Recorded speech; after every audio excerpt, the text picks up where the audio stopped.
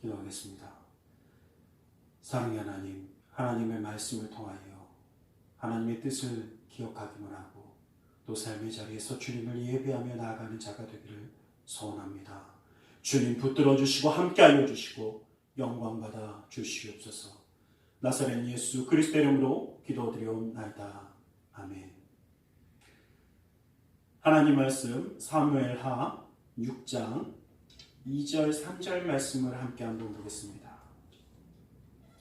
사무엘하 6장 2절 3절 말씀입니다.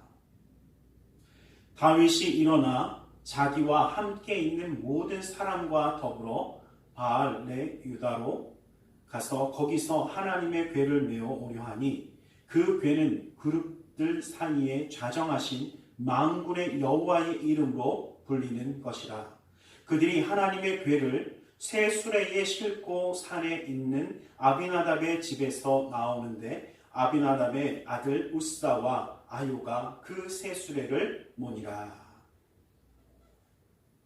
하나님의 법궤, 하나님의 언약궤를 이제 이스라엘에 정말 다윗이 예루살렘으로 모셔오려고 합니다. 다윗에게 큰 꿈이 있었다면 주님을 위하여 성전을 짓는 것이었고 또 하나는 바로 이 하나님의 법궤를 다윗성으로 옮기는 것이었습니다. 그런데 이 말씀을 통해서 우리는 좀 한 가지 생각해 보기를 먼저 원합니다. 오늘 말씀에도 읽었듯이 분명히 보면 뭐라고 이야기하고 있냐면 다윗이 일어나 자기와 함께 있는 모든 사람과 더불어 바알의 유다로 가서 거기서 하나님의 궤를 메어오려 하니 라고 이야기합니다. 여기서 메어오려 하니 라는 것을 함께 한번 좀 기억하길 원합니다. 오늘 제가 평상시에 이 말씀을 가지고 참 길게 말씀을 잘 드리지만 오늘은 좀 말씀을 좀 끊어서 짧게 하려고 합니다.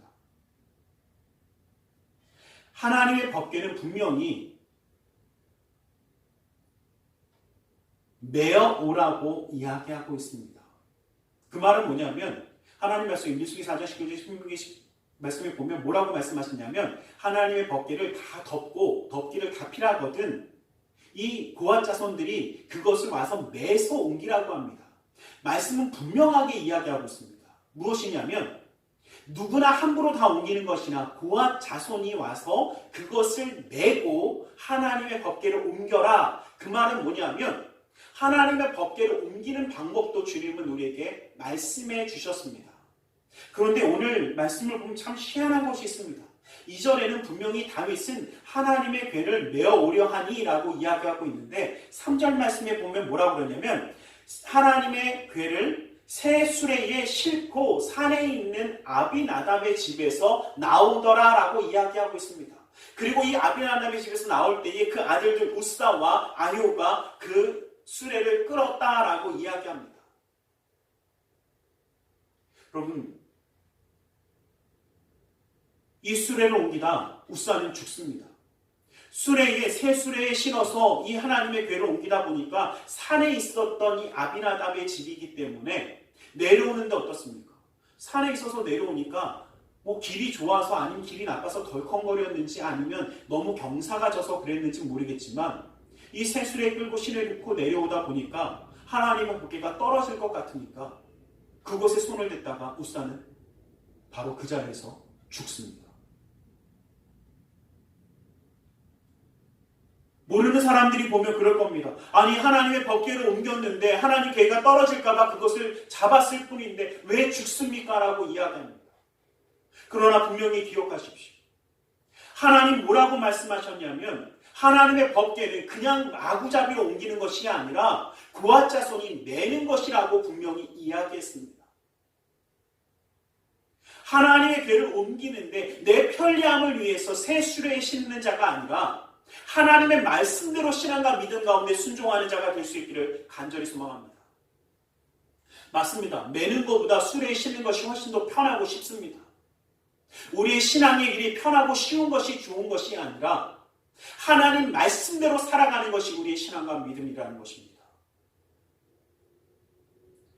편하고 쉬운 믿음의 생활, 신앙의 생활만을 원하십니까? 그렇다면 우리는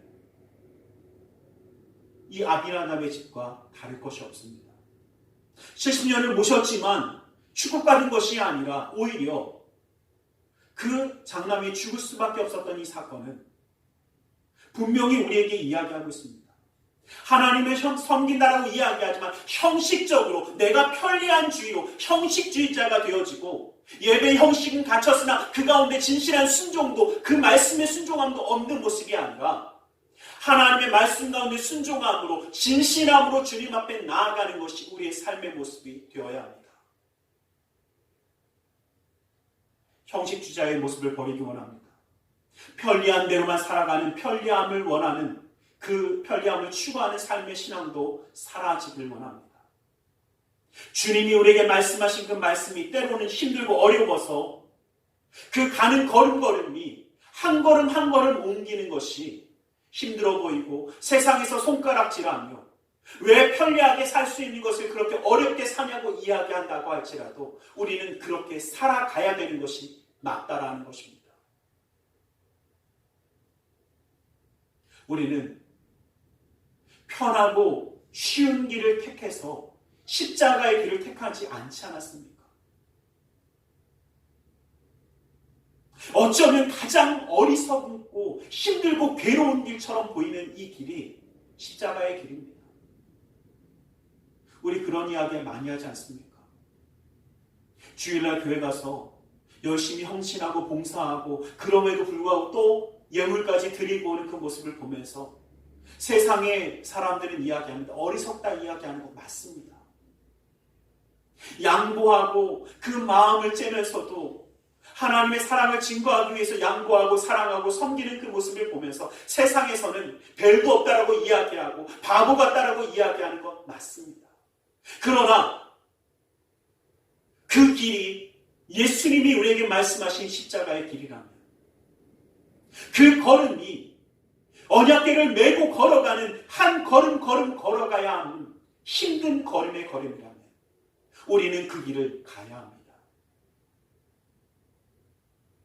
그 길에 주님이 계시기 때문입니다.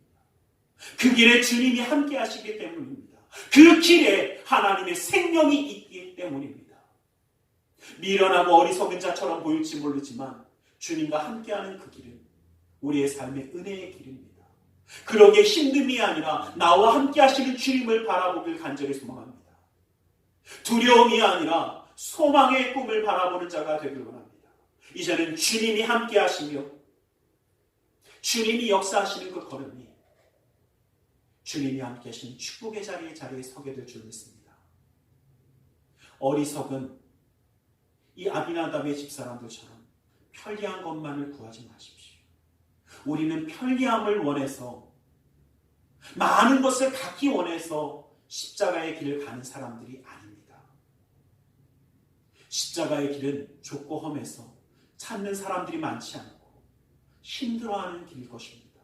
그러나 주님이 함께하는 승리의 길이라는 것을 기억하며 그 걸음을 옮기시기를 예수 그리스도 이름으로 간절히 축원합니다. 사랑의 하나님 감사합니다. 주님이 함께 하시는 그 십자가의 길을 우리 가운데 허락하심을 감사합니다. 주님과 함께 걸어가기 원합니다. 세상이 아니라 형식적인 모습이 아니라 온 마음과 진심을 다하여 주님을 사랑하며 섬기며 나아가는 우리의 삶의 걸음이 될 수 있도록 붙들어 주시옵소서. 나사렛 예수 그리스도 이름으로 기도드리옵나이다.